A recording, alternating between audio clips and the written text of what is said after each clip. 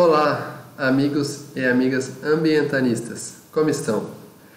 Hoje eu venho tratar a respeito de crédito rural, uma temática muito comum em todo o início de safra e que grande parte dos produtores rurais, parceiros agrícolas, arrendatários e cooperativas precisam para realizar a produção e o plantio agrícola, agropecuário e pecuário, muitas vezes até mesmo extrativista.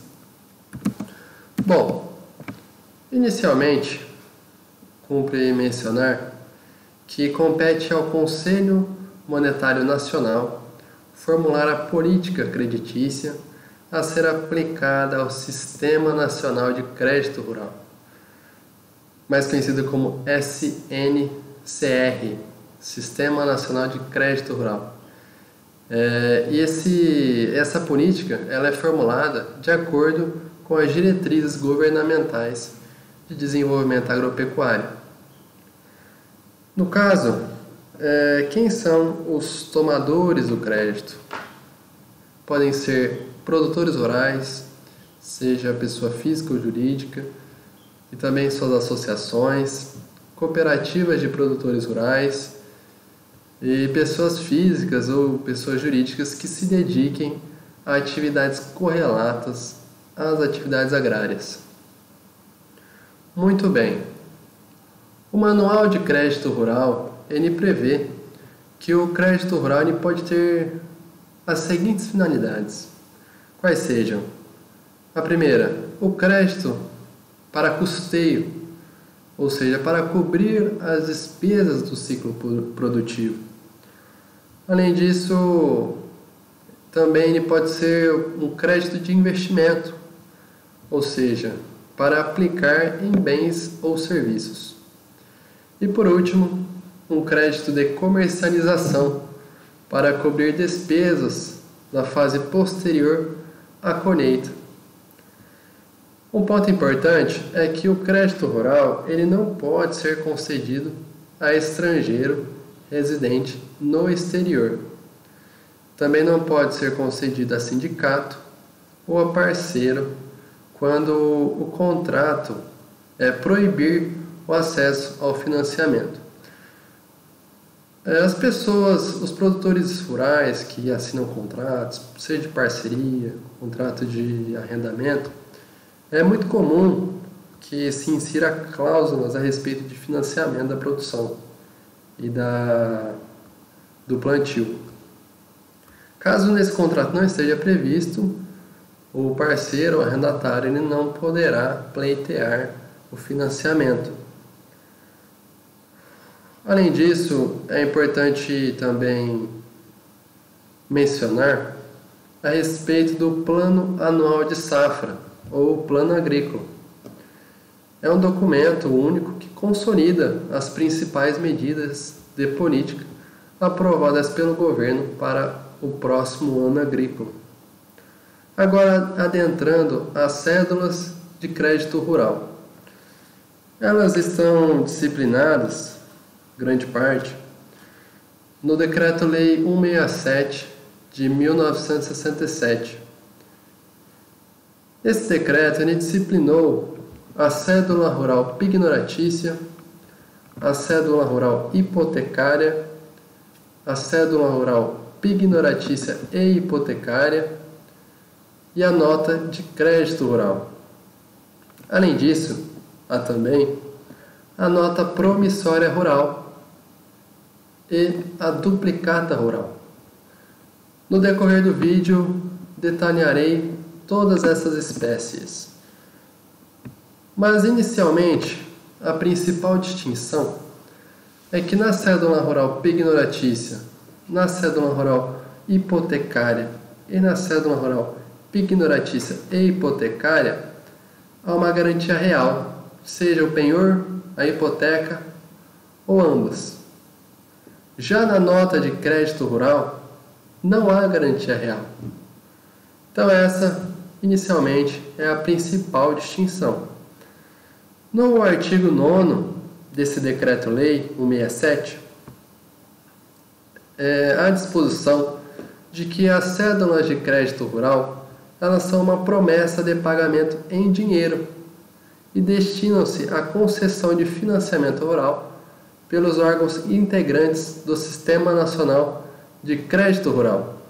Portanto, trata-se de títulos líquidos e certos de promessa de pagamento em dinheiro. Além disso, eles são títulos negociáveis e o credor pode endossá-lo a outra pessoa. Outro ponto, eles podem ser retificados ou aditados por meio de termo aditivo, desde que ambas as partes concordem. E por fim, eles também podem ser registrados no cartório de registro de imóveis. Primeiramente, temos a cédula rural pignoratícia. O que seria a cédula rural pignoratícia? É um título de crédito relacionado à garantia pignoratícia de penhor rural ou mercantil de um objeto móvel, suscetível de alienação. Portanto, ela está relacionada ao penhor de objeto móvel suscetível à alienação. No caso, o emitente desse título, ou também o terceiro garantidor, ele ficará como fiel depositário desse bem apenhado e também ficará responsável pela guarda e conservação desse bem até o momento da liquidação desse título. Bom, esse bem móvel ele pode ser removido da propriedade? Pode, desde que o credor consinta previamente, de forma expressa e formal. Então, por exemplo, um documento escrito e assinado pelo credor já possibilita essa remoção do local. Agora, a cédula rural hipotecária é um título de crédito quase igual à pignoratícia, mas só que a garantia é uma hipoteca. No caso, é uma garantia de bem imóvel. E essa garantia, quando você, por exemplo, dá uma propriedade rural em hipoteca, nessa propriedade pode ter benfeitorias, construções e máquinas. Essas benfeitorias, construções e máquinas, elas vão sofrer a mesma constrição da hipoteca, do bem imóvel. Além disso, essa hipoteca ela é registrada no cartório de registro de imóveis em que o imóvel está localizado.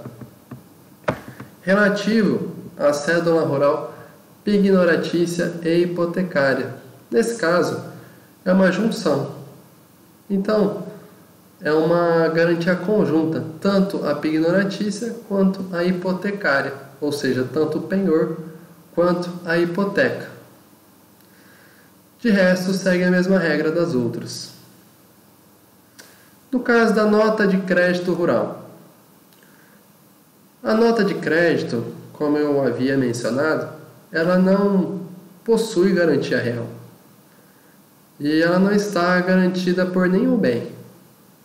No caso, há apenas um direito pessoal.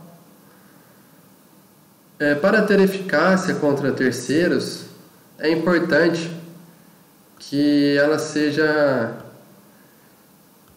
inscrita e deve ser lavrada no cartório de registro de imóveis, no local da exploração. Agora, partindo a nota promissória rural.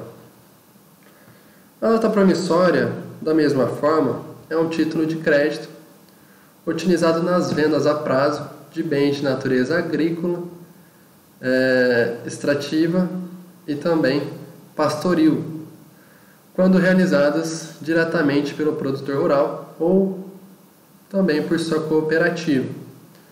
Também é possível, nos casos de recebimento pelas cooperativas de produtos entregues por seus cooperados. E por fim, é possível no caso de entrega de bens de produção ou de consumo feitas pelas cooperativas aos seus associados. Nesse sentido, consiste em uma promessa de pagamento a prazo no valor da compra ou entrega de bens de natureza agrícola, pastoril ou extrativa, emitido pelo comprador ou também pela cooperativa. A nota promissória rural, ela não fica sujeita à inscrição no cartório de registro de imóveis. Agora, partindo para a duplicata rural. A duplicata rural, ela é emitida em decorrência de uma venda a prazo de bens e produtos rurais.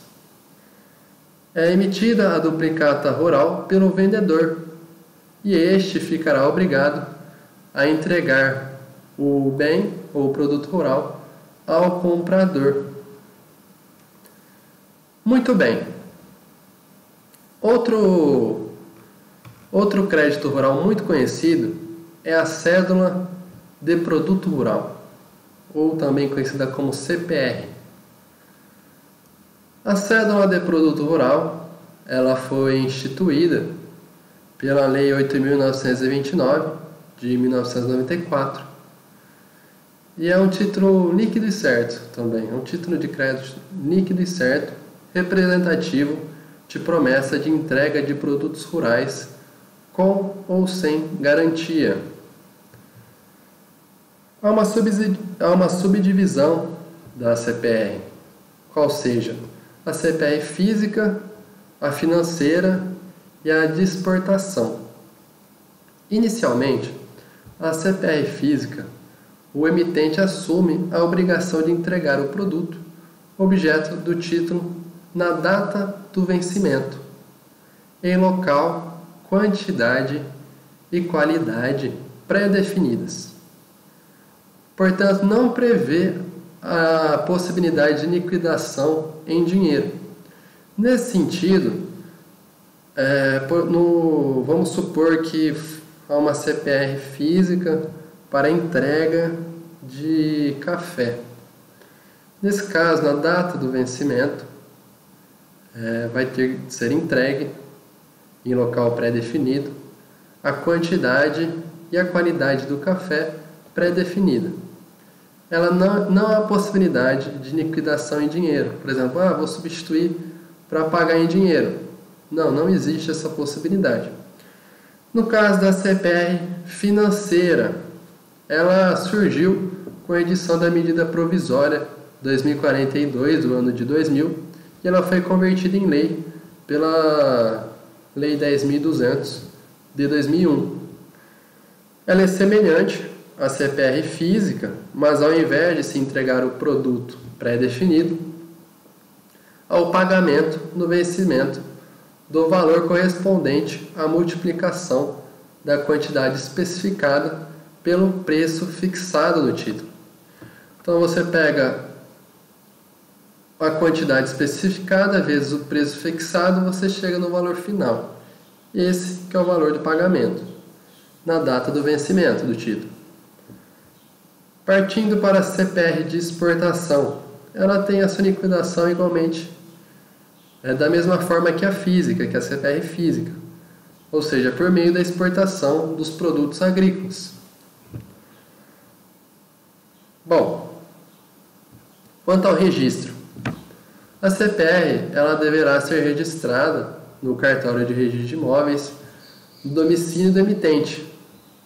Caso o domicílio seja diferente daquele ao qual a cédula está vinculada, por exemplo, no caso de hipoteca, penhor, alienação fiduciária, é necessário o registro em ambos os cartórios de registro de imóveis. Caso isso não seja observado, é possível que gere a ineficácia do ato.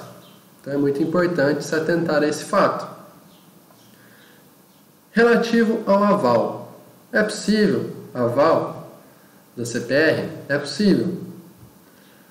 O aval, ele nada mais é do que uma garantia do título, que consiste numa garantia pessoal do pagamento do título.